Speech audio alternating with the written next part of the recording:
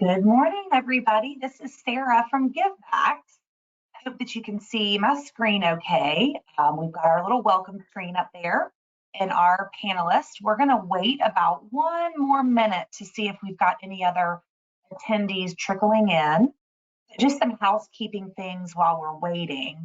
You should see a questions tab in your control panel. So if you'd like to ask any questions along the way, feel free to open that up and you can ask a question there. I'll try to monitor the questions and feed them in throughout the session.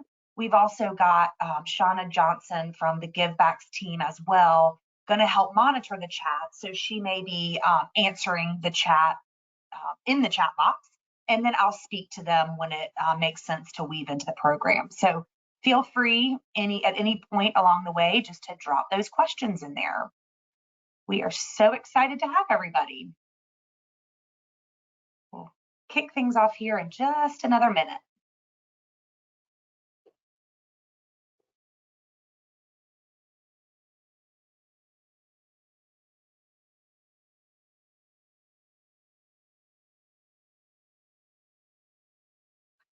For those of you that are in the panel there, our attendees, I'm excited to share that we have 8 different states joining this roundtable discussion today.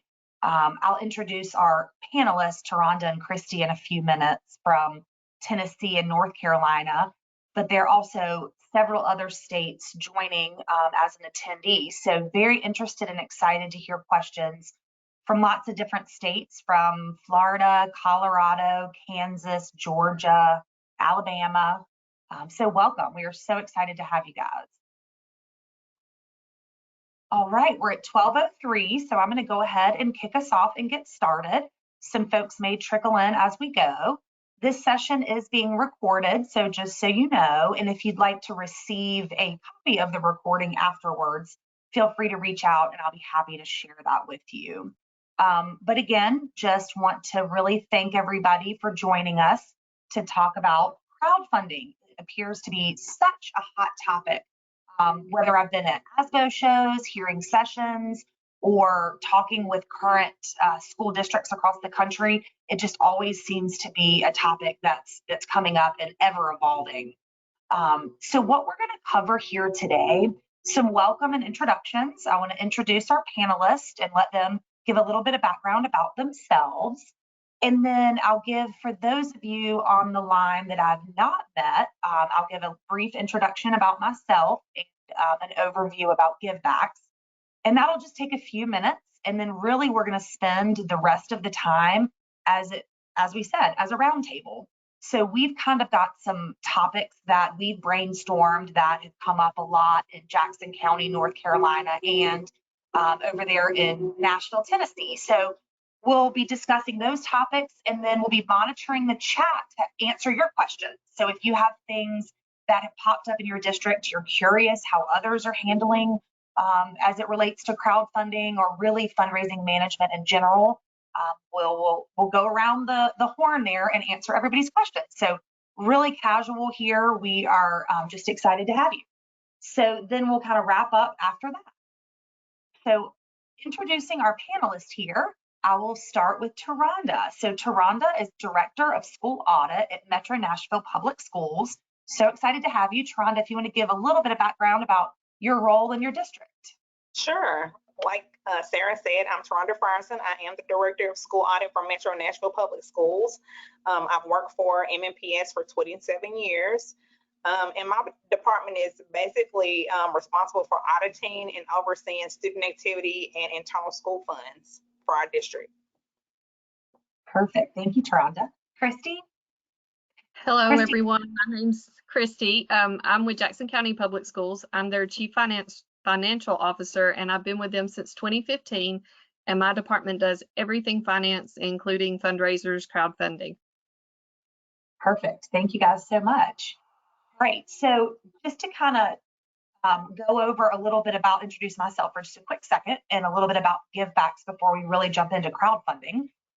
My name is Sarah Hiddle, and many of you out there I have met, but for those of you that I haven't, I've worked in school K-12 software finance for about 20 years. So lots of experience from school activity funds, online payments, fundraising, and have been with GiveBacks now about 2.5 years. So GiveBacks as a company began in 2018 primarily as a PTA management software, and we have over 43 state contracts across the country, Washington State being our most recent one that's launching next month. But about 3 years ago, we dove over into the school district side. While we realized we'd really nailed down the compliance approval process flow for the PTAs, it was a very similar need over on the school district side. So we've worked with several districts, really kind of started in Tennessee because they have, which Taronda will touch on, their comptroller's manual, which we'll be happy to share a link out to that as well. It's very detailed when it comes to fundraiser management, crowdfunding, and your school support organizations, booster clubs, PTOs, PTAs. So we worked with several Tennessee districts to build out a district module to be able to oversee crowdfunding at a district level, as well as other fundraising initiatives, approval workflows, and that type of thing. So excited to just sort of bring that expertise to the table here as well. But kind of taking a step back here, what is crowdfunding? Most of you probably know, but it is a little bit of a newer concept, especially in schools. While GoFundMe has been out there and those types of crowdfunding platforms for 10 plus years, they're really gaining momentum in the schools over the past, what would you say, Taronda, 3 to 5 years? Yeah, absolutely. So that's where we're really starting to see there's, such a demand for this type of fundraising. So specifically when we say crowdfunding, what we're meaning is the practice of funding a project by raising many amounts of small dollars. And typically this is done on the internet. So you're raising money for, it could be a large ticket item like a new playground, or I know in Jackson County, Kristie, you guys were crowdfunding for, what was it with your athletics? Lights for our softball field. That's right. So lots of little donations so that then they could build lights so they could light up their softball field at one of their high schools. So that's the definition of crowdfunding, and that is the topic that we're going to be discussing today. One stat that I thought was interesting, and I actually grabbed this statistic last week. I attended the SASBO conference. Those of you that are familiar, the Southeastern Association of School Business Officials. And there was a session on crowdfunding, and they called out this statistic that 77% of all employees have posted a funding request on a crowdfunding platform in some form or fashion. So it is just that commonplace. And I think sometimes when we take a step back, we don't realize how prevalent it really is. And then just lastly, before we dive into the roundtable portion, over the past 2 years, working with several school districts across the country, I've been studying a lot about crowdfunding and fundraising in general. And what I've noticed is a lot of it is manual. The manual process from approval workflow, from requesting the fundraiser to approving the fundraiser, running it, and then your analysis on the back end. And that's something Taronda and Kristie will touch on as part of sort of their best practices and policies that they've put in place around automating that manual process, which then gives them better district oversight. So not only the manual process that we've seen, it's also the amount of ad hoc campaigns that are happening within any one school district, within any of the school buildings. There's so many different platforms, and I know Taronda will touch on this as well, is knowing what crowdfunding vendors are in your district. Are you only allowing a certain amount? And we'll kind of get into that. But I think that is important to call out because we're noticing so many different fundraising vendors just popping up overnight. And it's hard to, maintain control if all of your schools are using different type of campaigns and companies. Which then lastly feeds into tracking and reporting challenges, because if you don't have control over who's running these fundraisers and them being approved, then it becomes near to impossible to track them and report on them, at the district level. So that's kind of setting the stage for the conversation today of sort of why crowdfunding is becoming popular, and also the why behind needing to have better oversight, transparency, and controls. So with that, I'm going to stop screen sharing, and we're going to just kind of jump into the panel here. So let me see if I can get this to correctly stop sharing. Hold on one second.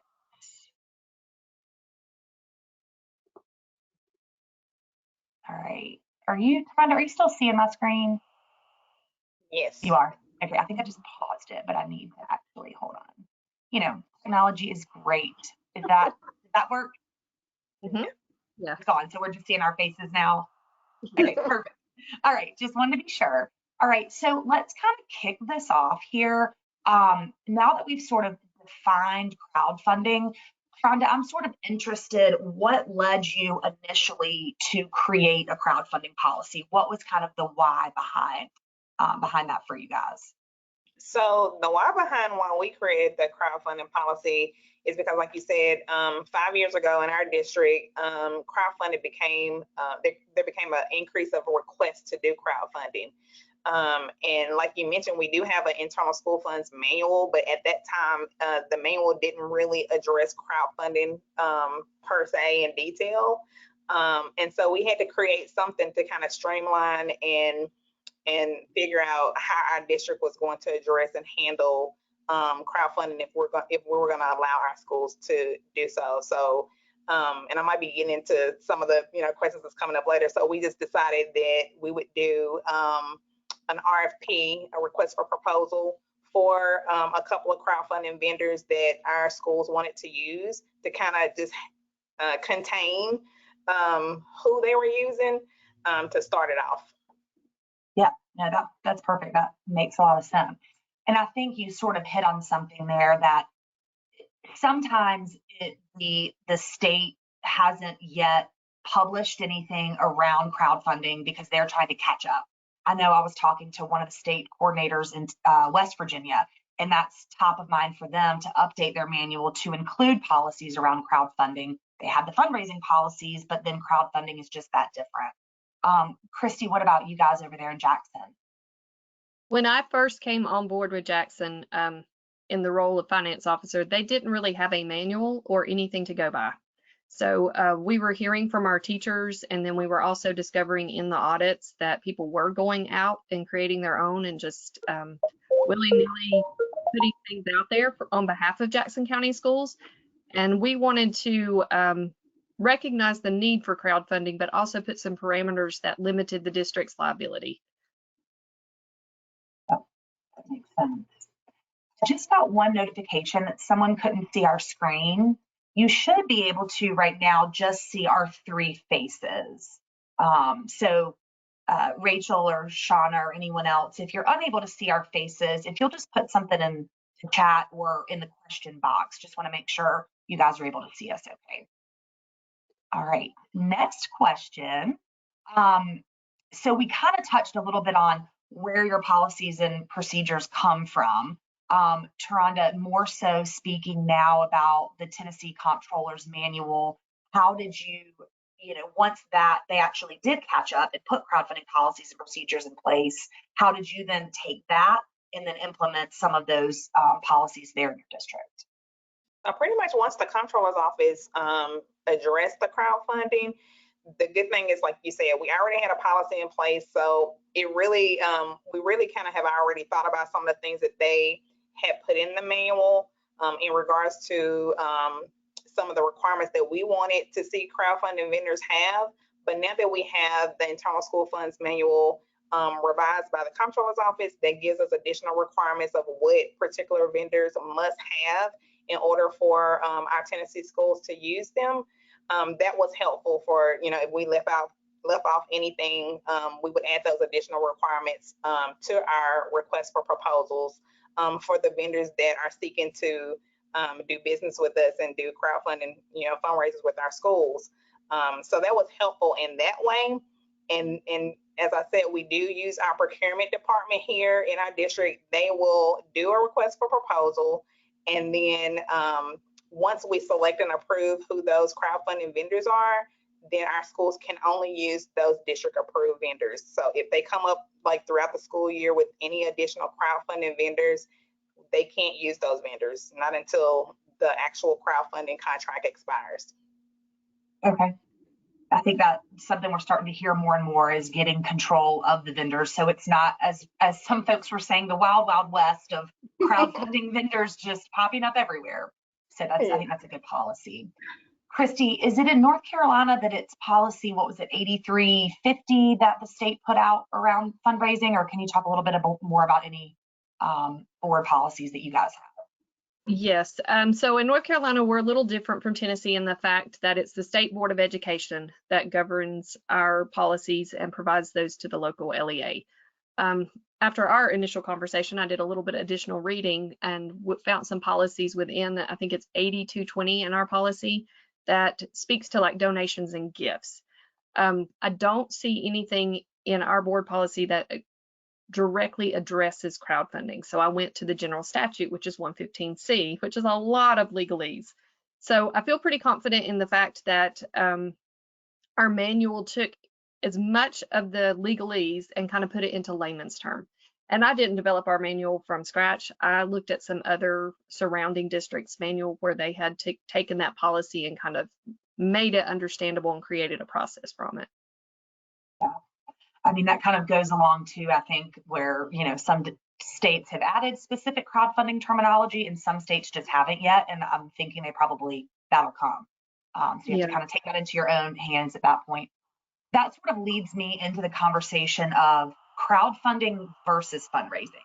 Some folks I've talked to view them completely separate. Some that I've talked to are like, nope, that's all the same. It's all fundraising. So Taronda, how do you view those two things separately, or, you know, what's your take on that? So in our district, we do view crowdfunding and fundraising the same. And it kind of aligns exactly with our internal school funds manual. Our comptroller's office here in Tennessee, they also look at crowdfunding. They actually defined it as well as fundraising via the internet. So we do look at it as the same. Okay, so same approval process, which we'll get to in just a little bit about what your processes are. Yes. Good deal. And are you guys the same, Kristie? I can't remember. Do you guys consider them the same? Yes and no. So in my mind, it's a very fine line. I think it's here we view fundraisers as being for a very specific goal and a very specific target. Like you have a goal in mind that you're trying to achieve.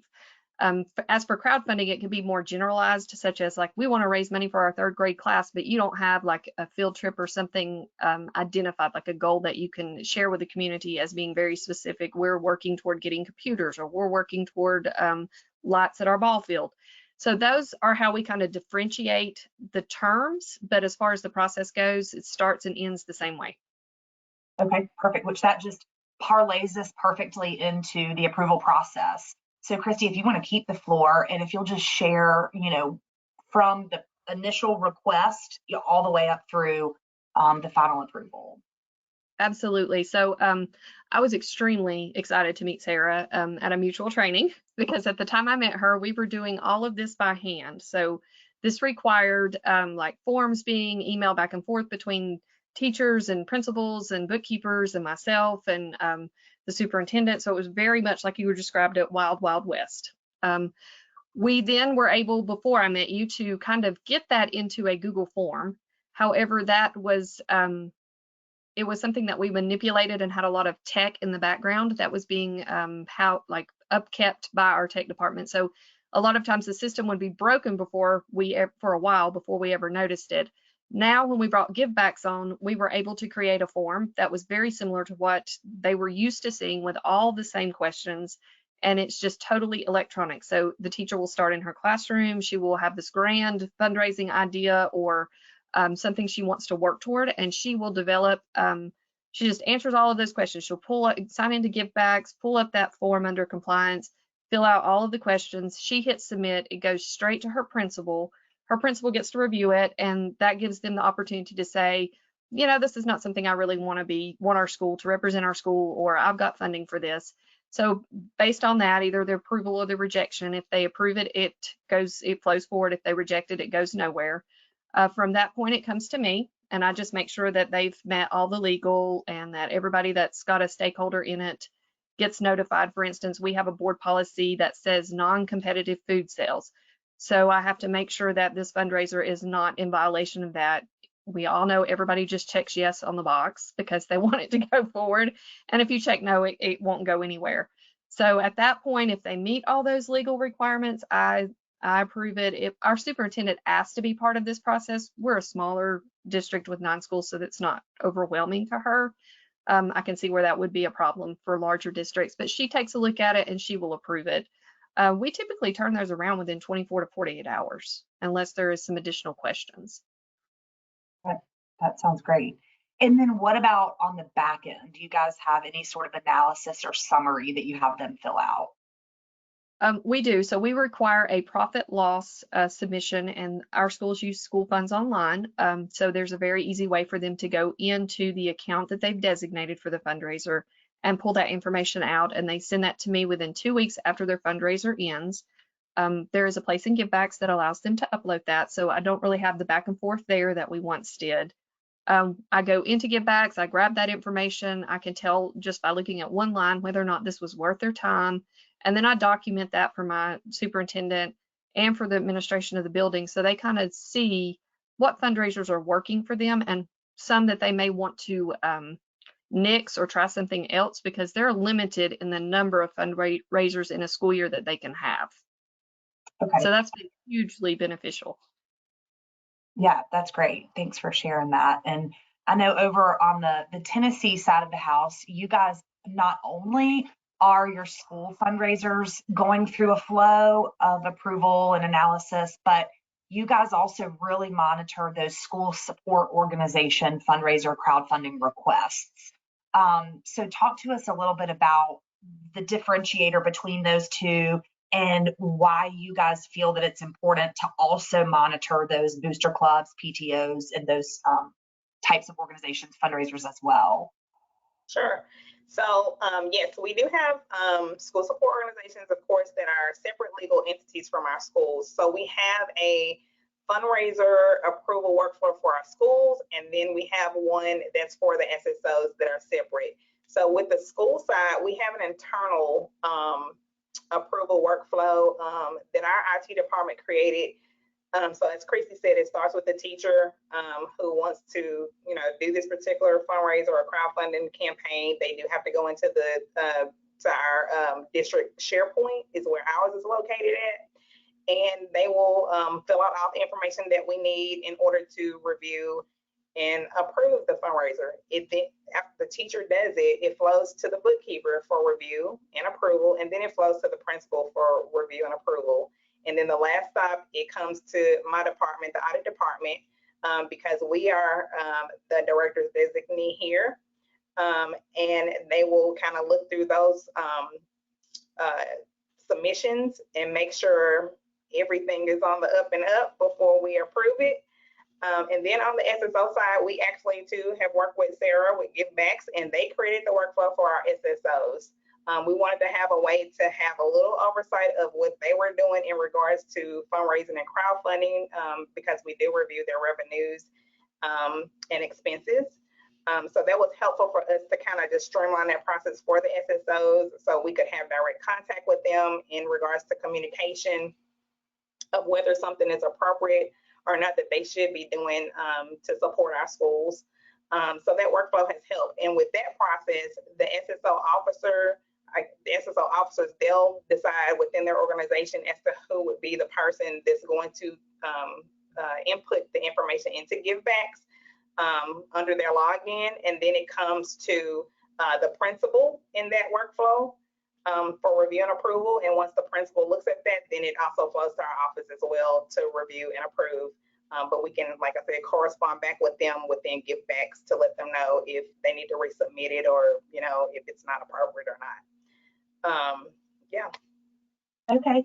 And that made me kind of think of one topic that I feel like you guys in Nashville have a really good handle on that I don't always see in other districts. I feel like sometimes other districts are so hesitant to reject fundraisers because I'll hear them say things like, if someone wants to give money, we just want to accept it.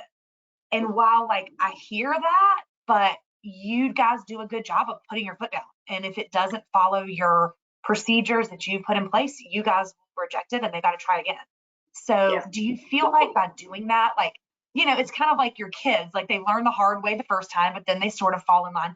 Will you kind of talk about, you know, is that hard for you to like really keep that strong, firm, you know, policies and procedures? And then give us some examples of reasons why you may reject a request.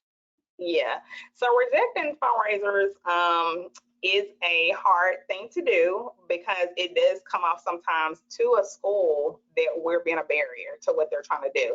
And it's not that we're trying to stop them from doing the fundraiser. We just want to make sure everything's in compliance on the front end as best as we can. So a lot of times when something is, we do give like the schools, they get an opportunity to, for instance, submit a fundraiser or a crowdfunding campaign. Like I said, if something is incorrect, it is rejected, and I'll share with you why we reject some of them. It is rejected, but we do give the schools an additional opportunity to correct the mistakes that they've made in the submission, and then they can resubmit it. Once it's resubmitted the second time, if it's still incorrect or inappropriate, it gets rejected, basically declined. They're not going to get to do that particular fundraiser. They'll have to go back to the drawing board.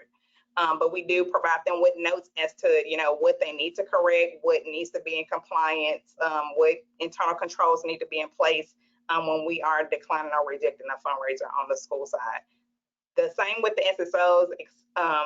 We also decline or reject their fundraisers as well. And I mean, at the beginning, it was kind of, you know, hard because, you know, these are parent volunteers and they're like, I don't have time for this, you know, I'm busy. And we understand that, but they have to understand that, you know, when they are not in compliance or doing something that is inappropriate, then, you know, that falls back on the image of our school district as well. So some of the things that we may reject a fundraiser for, our policy is that they have to submit fundraisers 30 days prior to the start of the fundraiser. So if it's not 30 days out, it does get rejected completely. They have to give a date that falls within that range. If they are trying to submit a vendor that is not one of our district approved vendors, it's going to be rejected. If the form is not complete with all of the information, the purpose of the fundraiser, the account number that the money will flow through. We also review correspondence that will go out to the community, and if it's not appropriate or if it doesn't match the fundraiser request, it's going to be rejected and they'll have to go back and correct it.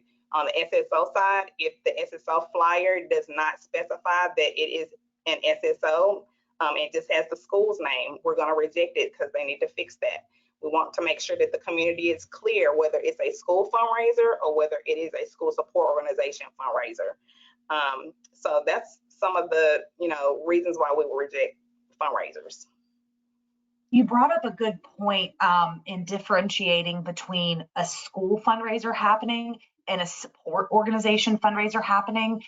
And I think that's something that I've been hearing a lot too, is it's becoming more prevalent to do these crowdfunding events. And so raising money on behalf of the school. So they're using, you know, your school name and logo and the children. And so having that oversight over not only the school fundraisers, but those support organizations, I'm hearing is becoming more and more important because you really are. I mean, you're representing the school and the district and, you know, need to do so in a good light. Do you ever run across it triggered when you were saying something? One thing I've heard is now that crowdfunding is gaining such popularity, and in some cases, teachers are finding it easy, so they'll crowdfund for things that you already have in the district. And actually, Kristie, you might have said that. So if you want to take this one, will you see one come across and you're like, we have markers and erasers right here at the office, you know, something like that. Talk about if that comes up at all. So it does not come to me that way because that is the one we put the principals in there. That is their responsibility to make sure that their teachers are not asking for things. If something like markers or something that I'm aware of that we typically keep or may have funding sources at the district level for, then yes, we would reject it and send it back and contact that person and let them know they needed to have a conversation with whichever stakeholder it is that we know has that money. Any other that Taronda didn't mention, any other reasons for rejecting a fundraiser that come to mind, or did she kind of cover most of it?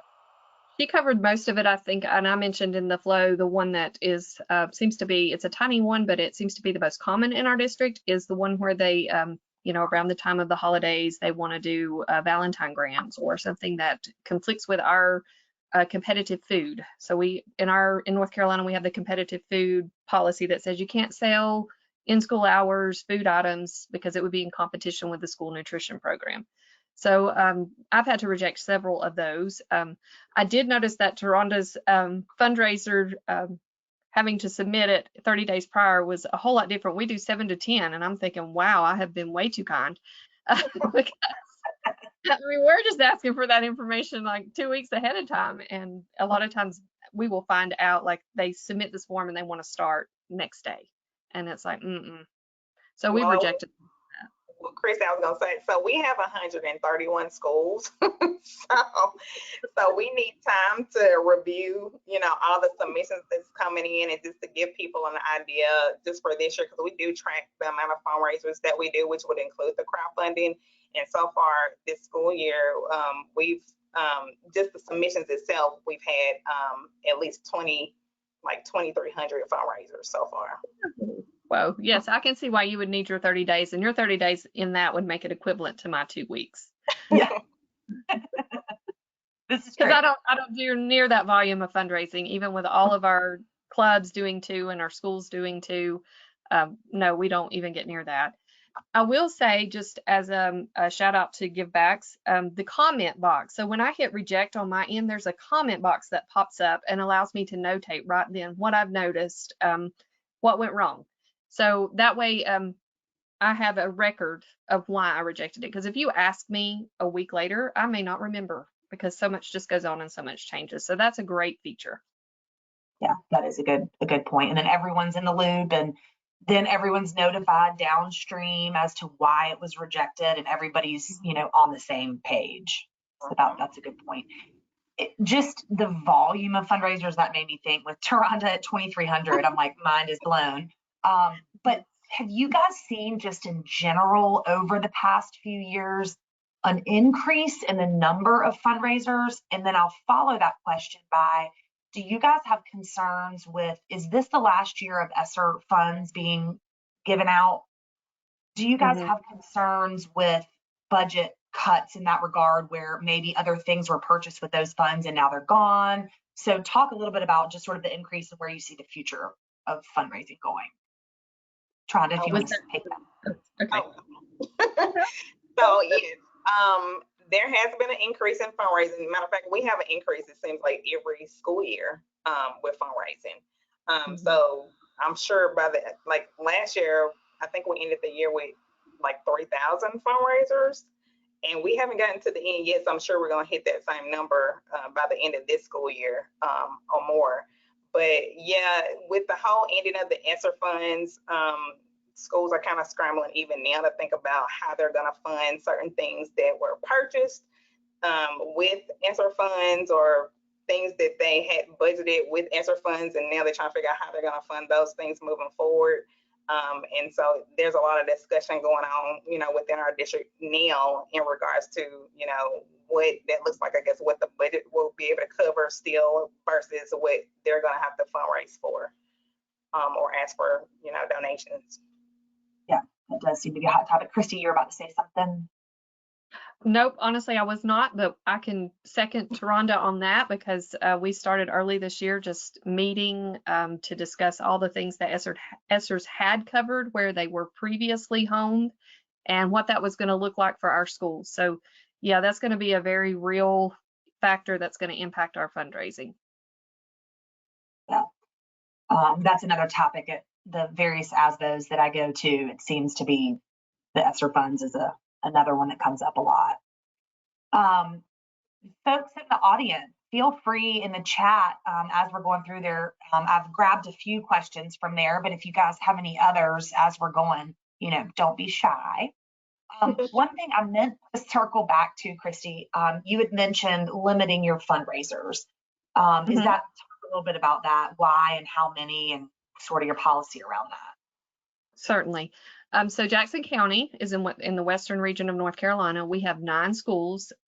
They are in a very small community. So with 9 schools, we don't want to overtax our community partners to keep just asking and asking and asking for funds for everything. So we typically require our high schoolers have clubs, not our elementary schools so much, but our high schoolers have a great population of clubs that they want to support. And so we allow each of those clubs to have 2 per year. We typically ask them to do that, like 1 in the fall, 1 in the spring. Then we also allow for a school-wide fundraiser. We allow for 2 of those. So we try to keep the number consistent. So in their head, they think 2, 2, 2, but it's really just 2 for school and then 2 for each club that we have. And that's just to keep our community partners to where they feel like they're invested, but not overwhelmed. Yeah, that makes sense, especially there in small communities. I can kind of relate to that. I help my kids' school, elementary school. I'm on the PTA, and every year it comes around for our carnival, and I feel like I'm always asking the same, the same stores around town, and so I can understand that. Taronda, I know you guys are a little bit different, being more metropolitan and larger number of schools, or more schools. So do you guys limit at all? We do not limit any fundraising at all. As a matter of fact, if it's any big districts on the call, if you have a way that if you have something that you guys do to try to limit, to still allow them to fundraise and, of course, raise funds to get what they need, but also to limit it for the purpose of, sometimes it just gets to be too much. It does cause a lot of, what we see is it causes a lot of internal controls issues because you're having so many fundraisers. Sometimes. But if anybody has any other ideas, we'll be glad to hear them. I just realized there were a few questions in the thing. I thought in the chat it didn't pop up, so I missed them. So let me grab a couple of these. Taronda, if you want to take this question, it was asked from out on the western part of the country. We've got someone from Colorado, which is exciting. Hi, Shelly. So she asked, what about equality issues? We have some communities that could have a fundraiser for $250,000 and reach that goal in a month, and other schools that don't have PTOs or community support for even small fundraisers. Is there anything that can be done related to equality? That's a great question. Y'all might have to think on that for a second. Yeah. Kristie, any thoughts on that? I don't have an answer for that, but that has been a topic even in our district being so big, the disparity between different areas of town. Like Shelly said, you have some schools who have, 6 and 7 school support organizations, and then you have some that have none. And then they don't really have, I guess, the parent involvement to do the fundraising piece on the school side as well. So that has been an issue, and that's been something that's been brought up. And here we have like a parent advisory committee in our district where, those are a group of parents from the different clusters of schools that kind of talk about those things. We're not in those meetings, so I don't really know what's actually discussed. But that is a topic that I know our district is trying to, figure out how to address. Yeah. Kristie, do you have any thoughts? Yeah, I was going to say, I feel like even on a smaller scale, we are like that. And I think the 2, which was in place prior to me coming on board, was an attempt to kind of even the playing field as well as not stress out all of our community investors. But we too do not have a way to make that equal among all of ours. But we're very fortunate that a lot of our community members are so invested in the schools. Like, we have a lot of those types of individuals that really just want to help the schools. So we're fortunate in that area. I know we do have a little bit of a demographic, and we have an education foundation for one of our school systems, which I know when we were talking prior, we discussed that one of my schools is like 45 minutes from the rest of the campuses, which are typically 20 minutes apart. That particular location has an education foundation that really helps them out a lot. So that is like an inequality, but there's also that factor to where it's almost in that setting, it's 2 different communities. So it kind of works itself out for us, but we don't have an answer either. We don't. It's funny that, not funny, that wasn't the right word. Interesting timing that this comes up, because at the ASBO conference back in DC in the fall, I met a gentleman named Stephen Kornman, and he did a presentation that I sat through, and he was referring to the F-33 for financial reporting that kind of rolls up district level to state level to federal level. And then he's in the federal Department of Education. And then they in turn come up with the per pupil expenditure. And one thing that Stephen mentioned that they're trying to get a better idea on is, I think it was the U50 variable that's part of that F-33 reporting that calculates private contributions.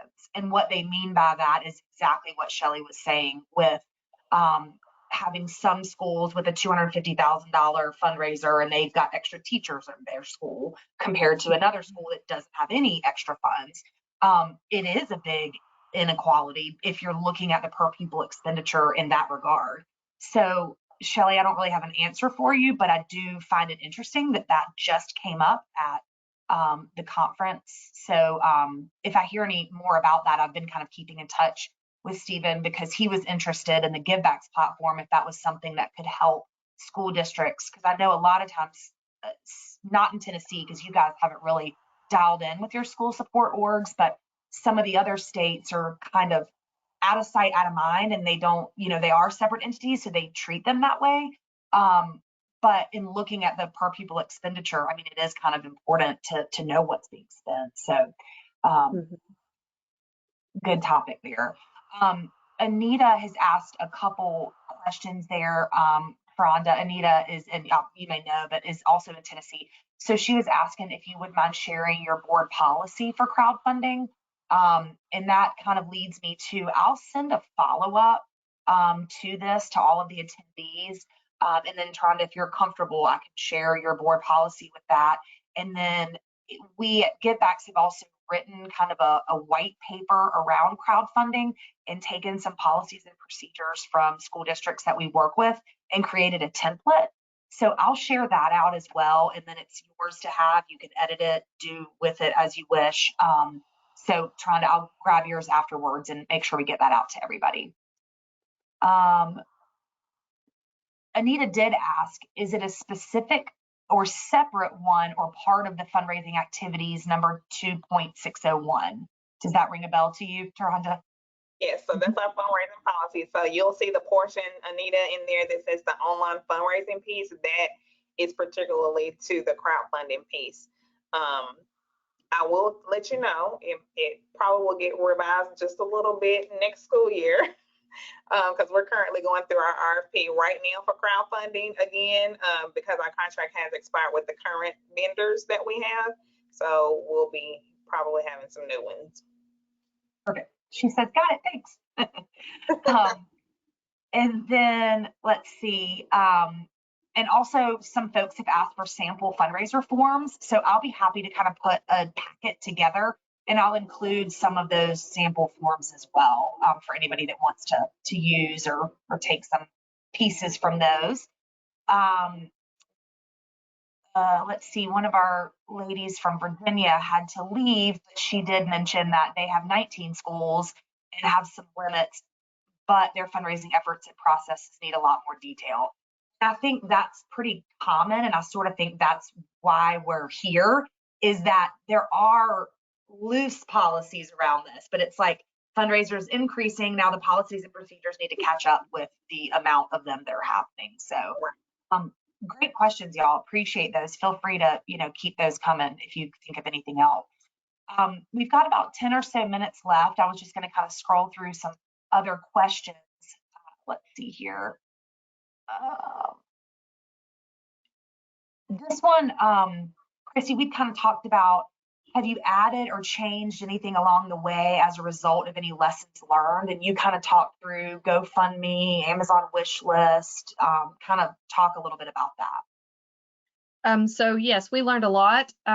As we started into developing our processes for fundraising and crowdfunding, we decided as a district we wanted to offer approved platform, something that we had vetted, something that we had said, hey, we like this. This is going to meet all of the requirements in our board policy, and this is what we're going to promote to you as being out there for your use, a resource that you are approved to use. We did find very quickly that some people found, I don't want to say that they were looking for a way around it, but they went into areas that we had not even realized were out there, like your Amazon wish list. So a teacher, the way they view crowdfunding or fundraising, that didn't fall into their definition of it. So they were thinking, hey, I'm just asking my family and friends to, help me get started as a new teacher, because, every new teacher that comes in needs resources that, that are unique to them, that they want to use, that the school system doesn't provide. So we had to step back quite a few times and take a look at what we were vetting, what we were asking, the limitations of it. We also had to look at the communication process and how we could get teachers to realize we're trying to partner with you and provide these resources. We're not trying to be that barrier like Taronda mentioned. Yeah, I think that was a good point that you said, that a lot of these policies, if you look at them, they're 10, 15 years old. And now that technology is changing so rapidly, it is almost annually that you need to relook at these policies because things are changing. And I know, Taronda, it sounded like you mentioned that, things might be changing in your policy and procedures next year. So I think that is just a key thing to take away, is that it's not a static thing. Like, you've got to just kind of stay up with the times. Was there anything extra you wanted to add to that point, Taronda? No, I was just gonna say, like, another reason why, it's good to look at the policy just from our standpoint, because like I said, we audit too. So when we see internal control issues with the fundraising process of, this happening from the school level, it makes us kind of go back and look at, do we need to put something else in place? Do we have something in place that is hindering a school from doing something? So we just kind of want to go back and revisit what that looks like, and then kind of revamp it if we need to. That's perfect. One other question that came in: do you guys track fundraising dollars separately in your school activity fund books? And is that important? Like, where are you booking these dollars? So for us, fundraising could be in any, so we have the general fund, we have the restricted fund. As Kristie mentioned, restricted funds is for us, like your clubs and school organizations. So you could be having a general fund fundraiser, it's going to be running through like your regular general fund accounts. Of course, the restricted ones, the clubs and classes, is running through all these different clubs and organizations. So it's kind of hard to get a full big picture of, dollars as a whole, because they're in different accounts. But I think Kristie also mentioned we use school funds online as well. So our schools do the event codes. They do have to do the profit and loss form within school funds online, and then we also make them do a profit analysis. So we kind of keep track of different things like that, and then we audit them. Our schools have to have a fundraiser binder with the fundraiser approval form, but then it also has the profit and loss form and the profit analysis attached, so that we're reviewing, those fundraisers. Yeah. Thanks for sharing that. And Heidi mentioned that they track theirs via accounts and using the category code, so same kind of thing. So I think that's good. Got to stay kind of organized and keep the money in the appropriate DL accounts.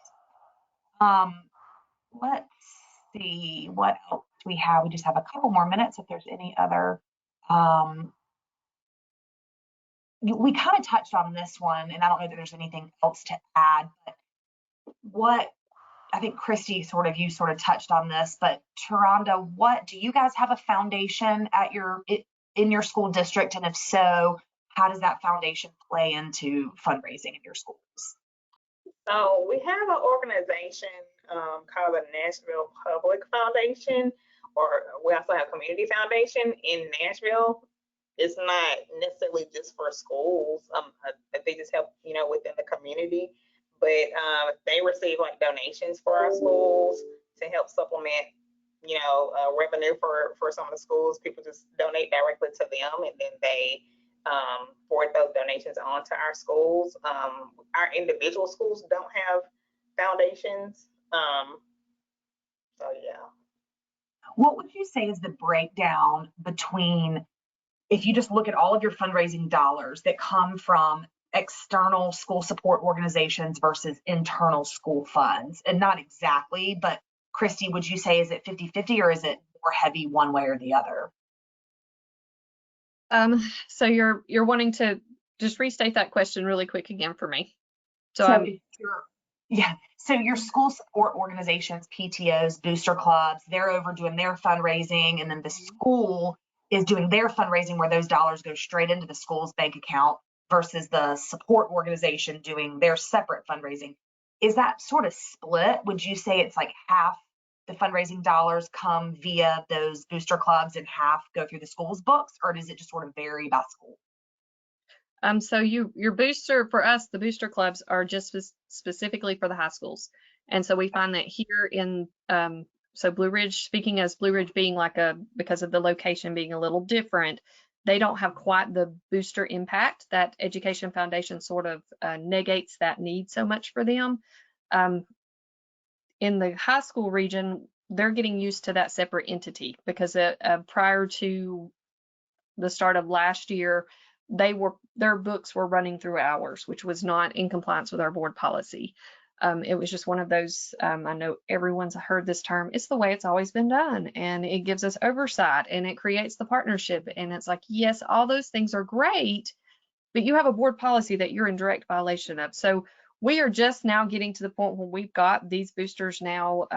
We did a lot of partnerships and trainings and support to them to help get them off the ground and started again, operating under their own entity. So their next phase, which I'm really excited about, is this coming fiscal year, is to get them to start looking at givebacks as another gift from us, another resource that is free, it doesn't cost them anything, and letting them use it. So their fundraising is typically, to get back to your original question, because that was kind of around the world, but their fundraising typically is for particular things that that booster sees as a need in a club, rather than the principals right now coming to them and saying, here's some things the teachers shared with us. But I do know in our meetings, which were very collaborative, that's the way the boosters are starting to look at it is, hey, give us some ideas of where you're trying to take your school or this particular piece in your school that we're supporting, and let's work together to find a way to get that funding there, whether it's you do a fundraiser and we'll do another fundraiser.